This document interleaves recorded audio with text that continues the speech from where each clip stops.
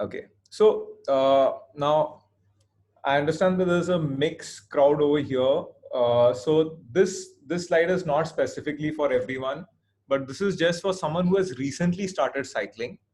The first and the foremost thing you want to do when you start cycling is to get a very basic bike fit. What I mean by a basic bike fit is specifically to get your saddle height adjusted correctly. I've seen so many cyclists who have recently started cycling, but their saddle height is not set properly. Many people, when they start cycling new, they set their saddle height or the seat height such that they are able to reach their legs on the road. They're able to without getting off the saddle. Okay, that is what most people consider as the right seat height. But that's a very wrong notion that people have. So if you've just started cycling, the first thing you want to do is get your seat to the height where when your pedal, during the downstroke of your pedal, that is when your leg extends fully, your knees are not bent so much. They have to be bent at a very marginal degree, like almost close to, I would say, 165 or 170 degrees. If your knee is still bent a lot when your pedal is down, then your seat height is low. You need to increase it further. And why so? Simple reason, because you need the full range of motion. Because every time when you're pedaling, what you're doing is you are extending your legs, right? And your muscles have to get the full range of motion that they have in every pedal stroke. That is when your every single pedal stroke is going to be efficient. So that is the first and foremost thing. So that's why I've named this step 0, because I'm assuming that most people here have already got that done. The next thing, now this is one of the key things. When I said that there were certain things that I did differently, this is it all centers around this cadence. So cadence is basically the rate at which you're pedaling. How many times, when you say cadence of 90, what it means is how many times does your pedal revolve in 1 minute. Okay, so most of us, unless you're someone who's naturally doing high cadence while cycling, most of us, without having practiced cadence specifically, would have a natural cadence of somewhere between 65 to 75. And now, why is cadence so important? Okay, so now I understand that most people over here are runners, and let's say you want to do a 10k pb or a 5k running pb. What kind of course will you choose while running a 10k or a 5k pb? Obviously a flat course, right? You wouldn't want a rolling terrain or something with some climbs and some flats. You obviously want a flat terrain. Now with running, you have no choice but to find a flat terrain. But with cycling, that's not the case. Cycling, usually the distances are more. It's very difficult to find a terrain that's completely flat. And when you're on a rolling terrain, what happens is your speed changes based on the terrain and your effort level also changes. So the advantage you have with cycles is that you have gears, and with gears, irrespective of the terrain, you can make the perceived effort for your leg the same. That's one advantage you have while cycling over running. So that's why it's very important to have a high cadence, a high natural cadence, mind you, and to and to be able to keep that same cadence irrespective of the terrain. Like no matter whether you're going down slope or whether you're going up slope, whether you're going on a flat, only your gear lever should move. Your legs should be moving at a constant speed. Your speed will of course change, but only your gear lever moves to adjust that. The rate at which your leg is moving should always be steady. This is the most important thing to improve your average speed. I'm not saying this is going to improve your top speed or your climbing abilities, but your average speed. And even the topic for the day is how to improve your average speed. Okay, so now how do you improve your cadence? It's not just you can't just go out there and decide that, okay, I'm going to ride faster today, pedal at a faster rate, and that will just happen. Basically, what you need to do is you need to specifically take some time off, at least 6 weeks to 8 weeks, and do a lot of high cadence rides. Just forget what you've been doing all this while. improving your cadence is an exercise of unlearning the way you pedal right now and relearning with a higher cadence. So for the next, if you decide to do this drill for the next 6 weeks or 8 weeks, just keep doing high cadence, high cadence, high cadence. It doesn't matter which gear you're in. You can be in the easiest gear. You could probably be riding just at a speed of 15 or 16, doesn't matter. But you should be doing a very high cadence. And the first step to doing this is get a cadence sensor. If you think that you'll do it based purely on feel, that's very unlikely to happen, because depending on how tired you are, your perceived notion of what cadence you're doing may vary. So get a cadence sensor, a very basic cadence sensor, which will tell you what your cadence is, and try to get it in all the training rides gradually. If it's right now, if your cadence is say 65, try to take it slowly to 85, then to 90. And eventually the goal is to do a lot of training rides at a cadence over 100. Okay, I'm not saying that once you have improved your cadence, you'll be doing all your rides at 100. Basic idea is to get your comfort cadence where you're riding comfortably. Still, your cadence should be somewhere in the range of 85 to 95. So to get to that number, it's important that you train at 100, 105. So do a lot of cadence drills. Forget everything else, just do a lot of cadence drills. And you need to take some time out specifically for this and give it about 6 months. 6 weeks. That is when that transition will happen. Now, I've still not told you what kind of difference does this make. So now I've numbered the slides 1, 2, 3, 4, 5, 6. That's a sequential number. And I feel that sequence is very important. What comes first in the sequence is the cadence. Once you're done with that part, that's when you go to the next thing, that is pulling. Okay. So pulling, as most of you may know, that usually road cyclists or people who are into racing, they wear cleated shoes, wherein your shoes fits onto the pedal like you can see in this image, and your shoe and the pedal works like one unit, which is connected. Now the advantage of doing this is when you're riding with normal shoes, all you can do is you can push down on the pedal. But when you're pushing down on the pedal with one leg, you're not able to pull up on the other pedal arm with the other leg, right?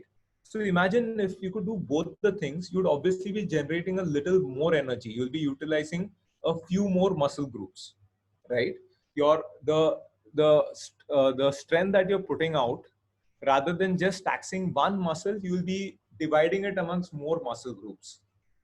And in doing that, by utilizing more muscle groups, you'll not only be increasing your strength, you'll also be improving your endurance also, because a particular muscle won't get fatigued as much.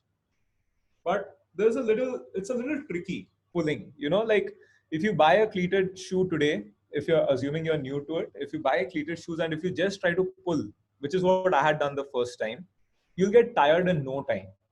And your legs may start hurting, you may even injure yourself. Now, the reason that happens is the muscles that you use for pushing, they are very strong muscles. And they are naturally so because when we walk or run, we are kind of pushing down on the ground. That is how naturally our muscles are designed. They're not designed to pull something up. It's only seldom that you're keeping something on your leg and then pulling it up. So that's a very unnatural thing, and your muscles are naturally not so strong, the pulling muscles. So then how can you compensate, like so one leg, while it is pushing, the other leg has to pull. How can you kind of use that weak muscle to add to the pulling thing? So the trick is very simple. If you're doing very high cadence, let's say you're riding at a cadence of 90, what happens is the amount of energy you have to put in every pedal stroke is much lower. Okay, this can be a little tricky, but imagine you're riding at a speed of 30 kmph on a very difficult gear.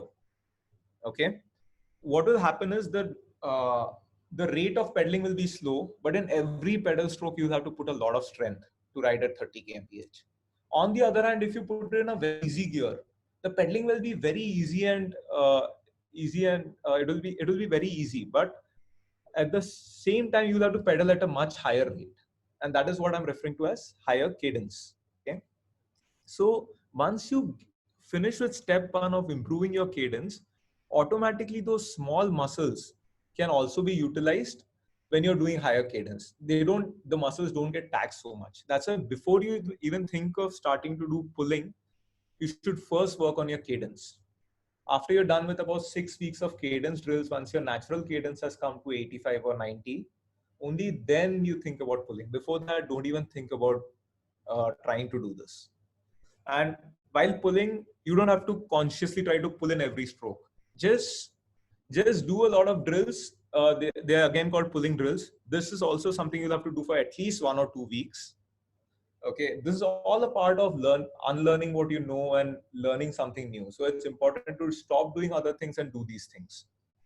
So first 6 weeks, I would say 6 to 8 weeks of cadence drills, then about 2 to 3 weeks of pulling, where you do long rides where you're only focusing on pulling. Okay. And automatically when you're focusing on pulling, right, unknowingly your other leg will do the pushing also. That is something that will naturally happen. You have to consciously just focus on doing pulling. Okay. And of course, for this, needless to say, you'll have to move to clipless pedals or cleated shoes.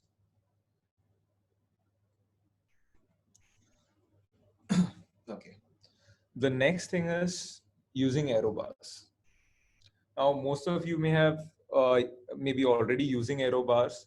Some of you may have seen other riders use aero bars. So what's the whole hype about aero bars? Okay. Now, the thing about cycling is as your speed increases, the amount of wind drag is what slows you down the most, much more than the surface of the road or the kind of gradient of the road. It is the wind that's hitting against you, especially when you're doing speeds of 35 or 40. It is the aero drag that slows you down more than anything else. Like I remember once I was riding on a slightly downhill this thing where my bike was coasting, like without pedaling, it was just going at 30 at a speed of 30. And just for fun's sake, what I did was while I was going at 30, I was obviously holding on the hoods on top. What I did was I went on the dropouts. Okay. Uh, Automatically I noticed that my speedometer from 30 went to 32 just by moving my hands from the hoods to the drops. It was the it was the same gradient, nothing had changed. It just went from 32. I was a little surprised. I hadn't expected to go up by 2 kmph. Then I again came back on the hood. It gradually came back to 30. So that's when I verified, yes, okay. Then what I did is I went on the aero bars and it went from 32 to 30, 32.5, 33, fluctuating between that. So that's the kind of difference that it makes, you know. So let's say you're doing a 90-kilometer ride, you will, and in every hour you're going to be 3 kmph faster. That makes a huge difference in your 90 kmph ride. And here you're not putting any extra effort. You're just changing your position, nothing else. But now switching to an aero bar is not as easy as it seems. It's not like you just buy an aero bar, you put it and you start riding. No, that's not how it works. In fact, if you do that, you'll probably end up being slower than what you are already, because your body needs to get accustomed and used to riding on an aero bar. See, if you see the man in this photo, you can see that his stomach is kind of like when he's bent forward, he like normally when we breathe, both our stomach and our chest comes up, right? So by being in the aero position, you're kind of restricting that motion.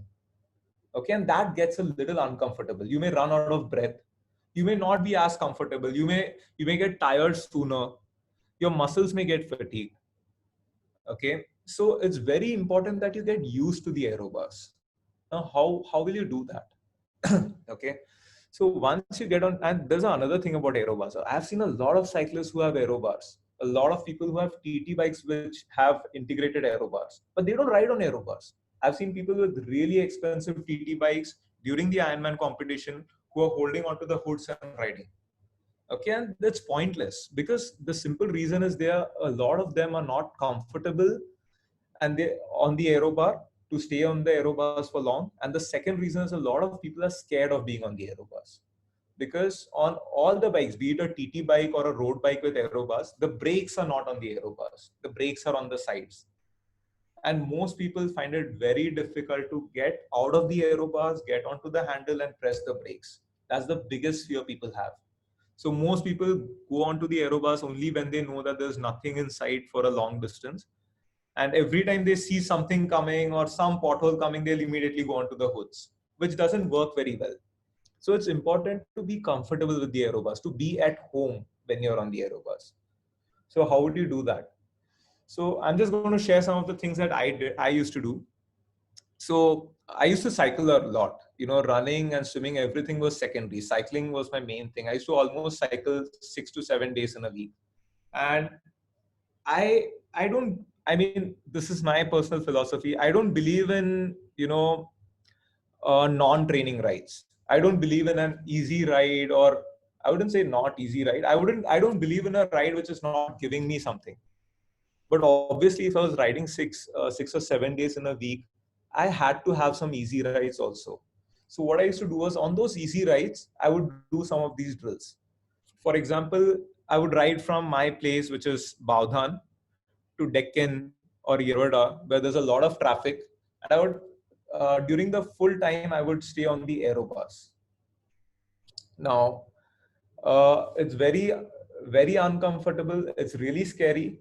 But I used to keep my speed very slow. I used to ride at a speed of 15 or 20, like especially after crossing University Circle where the traffic increases. I used to ride at a speed of 15, 20, and just be on the aero bars. The idea was not to go fast. The idea was to stay on the aero bars. And whenever I had to brake, I would get onto the hoods, press the brake, go back on the aero bars. That exercise at a speed of 15 or 20 is not very scary, and it really makes you comfortable with the aero bars. Okay, so that's something I would encourage you all to try doing. The other thing to do is, you also need to understand that when you're riding on aero bars, if I'll just go to the next slide. So here in this picture, you can see how the position of a person changes, how the hip to torso angle changes. And basically what happens is, when you're on bars, there's some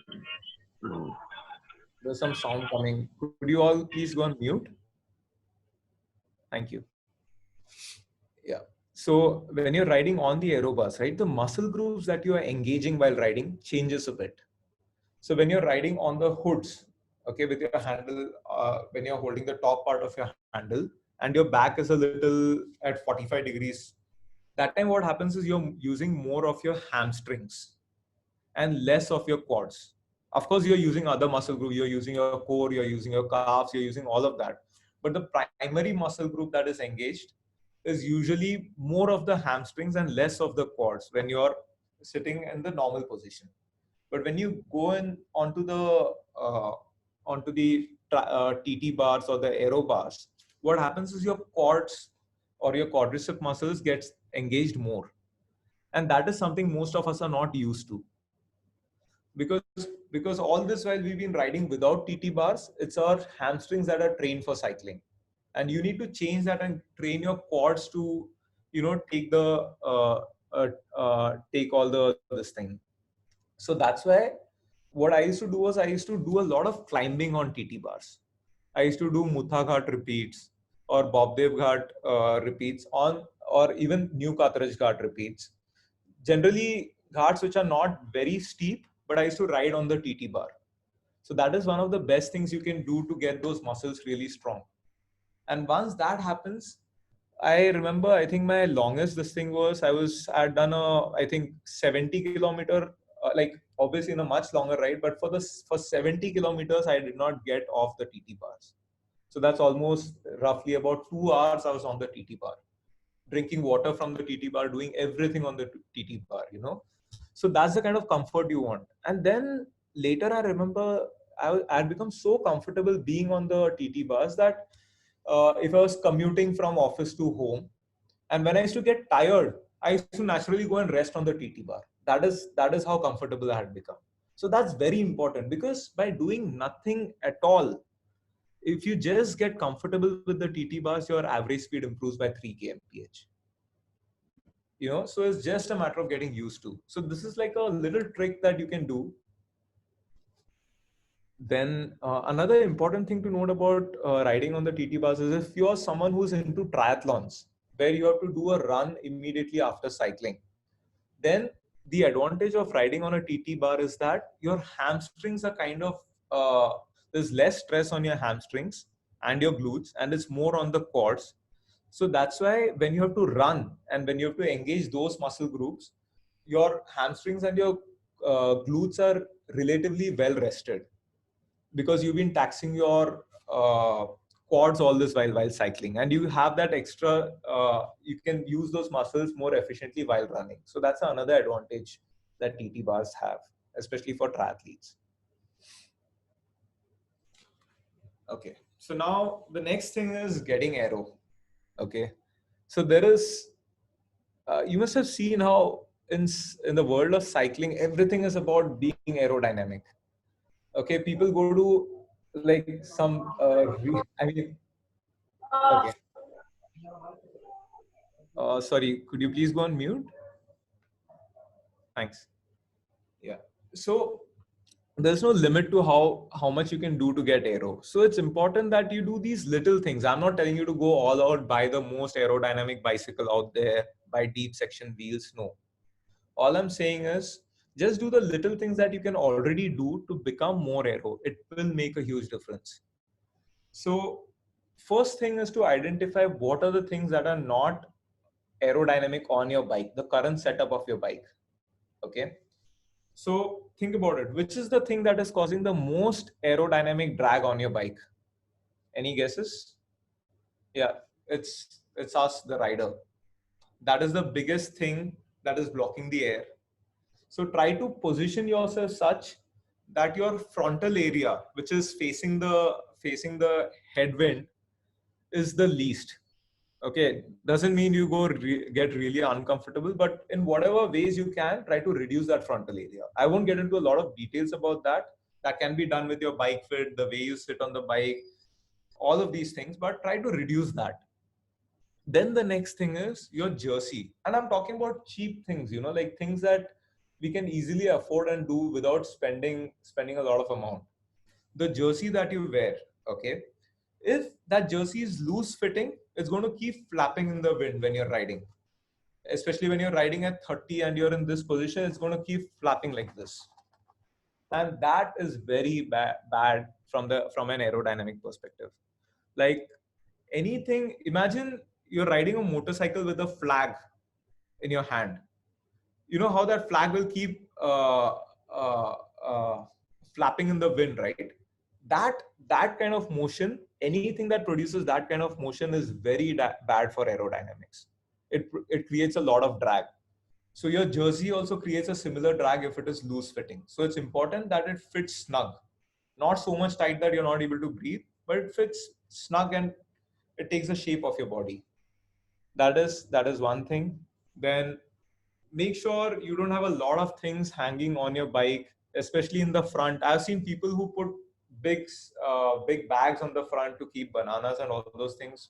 That's strictly something that you should avoid doing. If at all you want to put a bag on your bike, put it behind you. Put it behind the seat or the saddle, because your body is already covering that part.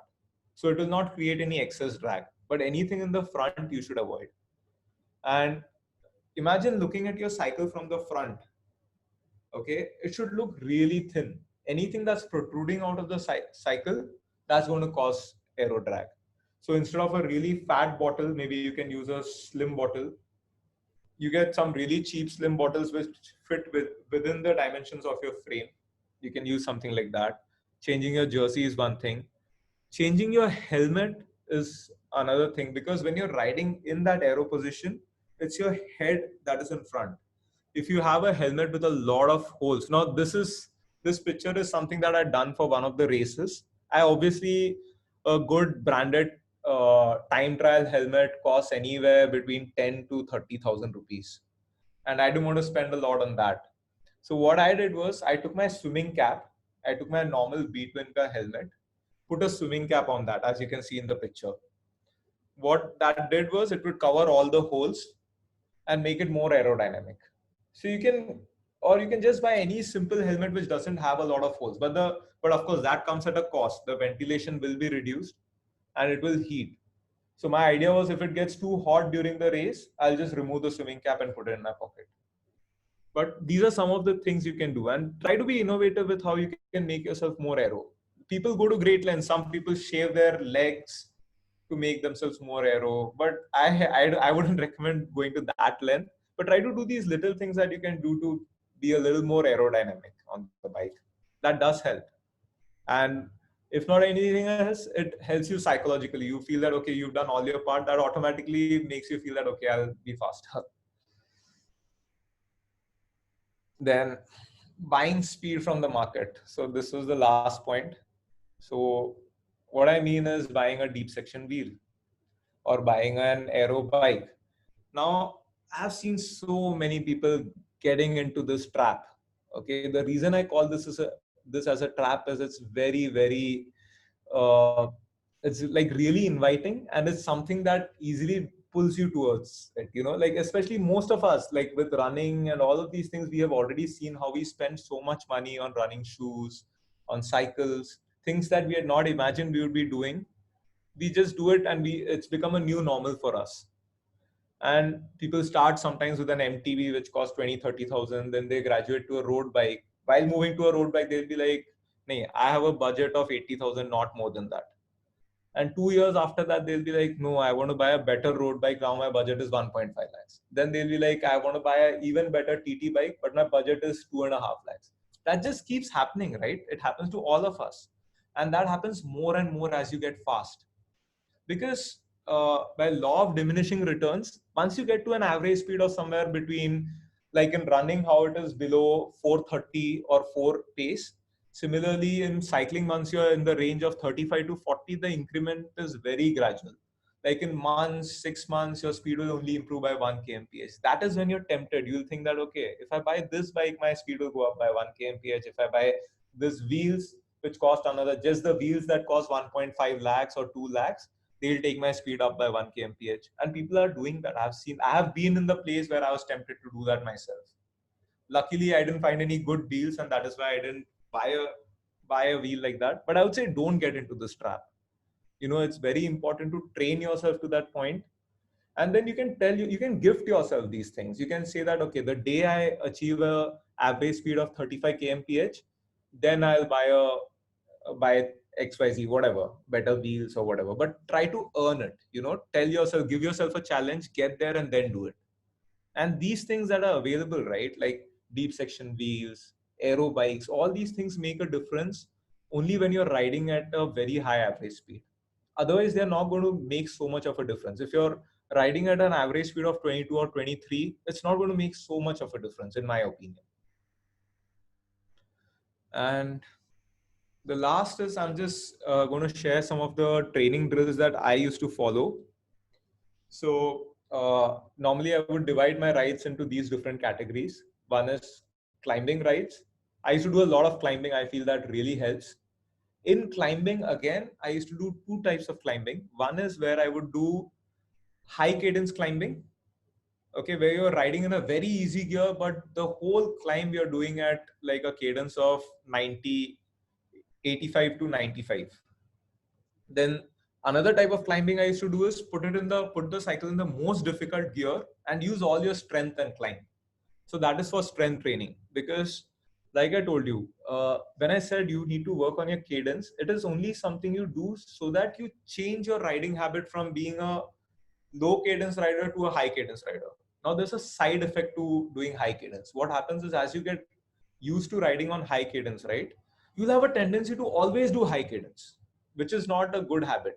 You'll tend to lose that strength which you have in your legs. So once that cadence comes naturally to you, it's important that once in 1 week or once in 2 weeks, you deliberately do low cadence rides where you're putting in a lot of strength and grinding, at low cadence.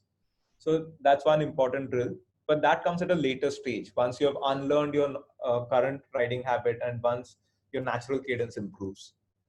then doing intervals. So these are all like intuitive things, like similar things that we do in running, how we do hill running, how we do interval training, similar strength training.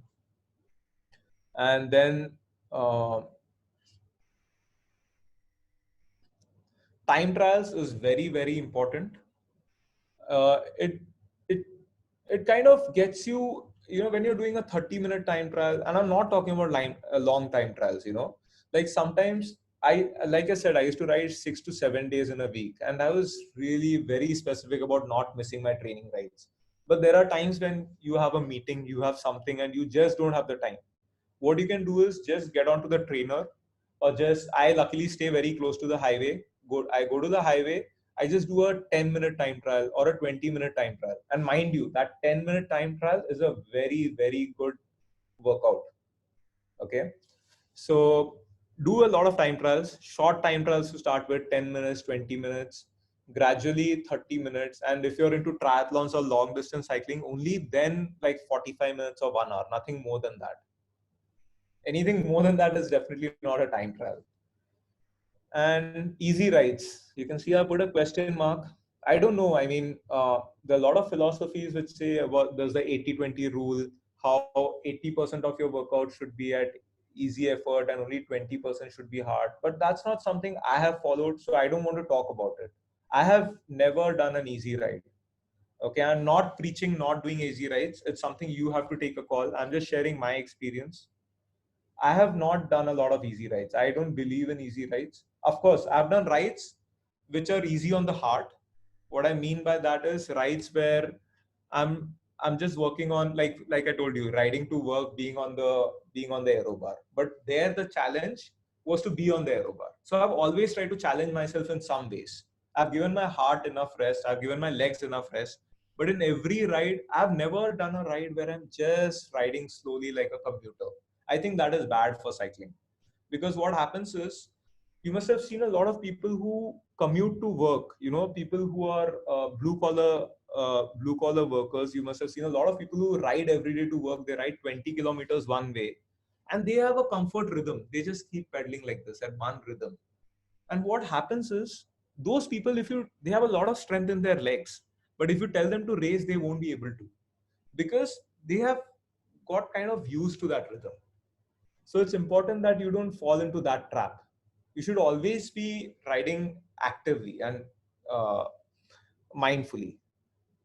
So yeah, that's all that I had to share. And I think we are also running out of time for this session. So over to you, Yogesh. Perhaps we can move to the join in the next session and have the Q&A Yeah, then. yeah, yeah, yeah. Okay. I'll share the link for the next session in a minute. Okay, the same link won't work, is it? I have sent you that link. I haven't sent the people, other people that link. Okay, I think in what you have sent me, it's the same link that you have sent me. I'll Yeah, try. yeah. I'll try joining using that. Okay. Okay.